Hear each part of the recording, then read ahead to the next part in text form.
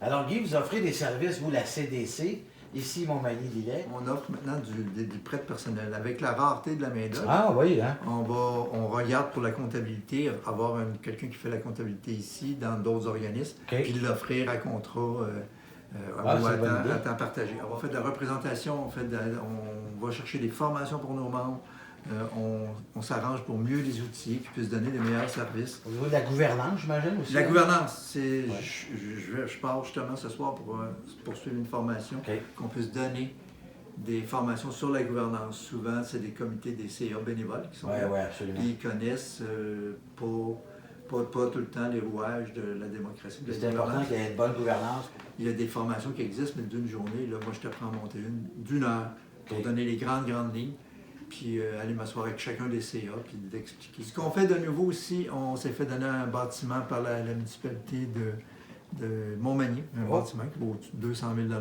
gratuitement. On offre des locaux gratuits à nos membres. Un Wi-Fi, les bureaux sont installés, il y a de quoi faire des cuisines collectives. De façon, souvent, les organismes qui n'ont pas pied à terre dans Montmagny trouvaient difficilement des locaux pour aller donner les services à la population. Ou encore les services des organismes situés régionaux, situés à Lévis ou à Sainte-Marie. Maintenant, on a un local, un petit bâtiment mis à la disposition par la municipalité de Saint-Jean-Port-Joli. On a des locaux à Tourville, on a des locaux à Sainte-Perpétue. Et c'est offert ça gratuitement à nos membres qui puissent se déplacer et donner des services régulièrement. C'est une aide importante de la part des municipalités pour ça. Là, tu me dis tantôt qu'il y a une friperie peut-être? Il y a une friperie, ça va être dans le bureau ici, c'est un peu un scoop. Nous, on va déménager, on laisse notre place, on va monter au 3e étage. Puis il y aura des bureaux par Soupe au bouton, ça sera géré par Soupe au bouton. Soupe au bouton étant maintenant un organisme autonome depuis le 1er janvier 2019. Claire, bonjour Claire, ça va bien? Oui, très bien, merci. Claire est chargée de projet à la CDC Montmagny-Lillet. Oui. Donc, quel est ton rôle exactement, Claire, au niveau communautaire? Donc, au niveau communautaire, à la CDC, on a plusieurs projets pour la collectivité.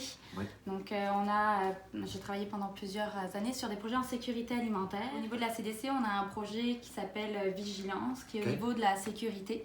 Donc, dans ce projet, on monte des réseaux de veille et des réseaux d'intervenants. Pour les personnes âgées particulièrement? Non, non, pas tout le monde?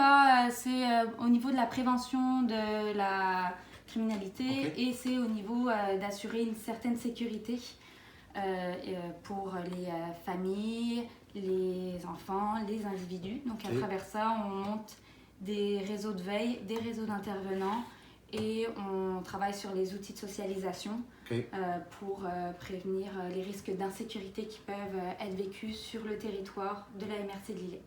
Alors, j'imagine que vous allez travailler aussi avec des partenaires comme la Sûreté du Québec.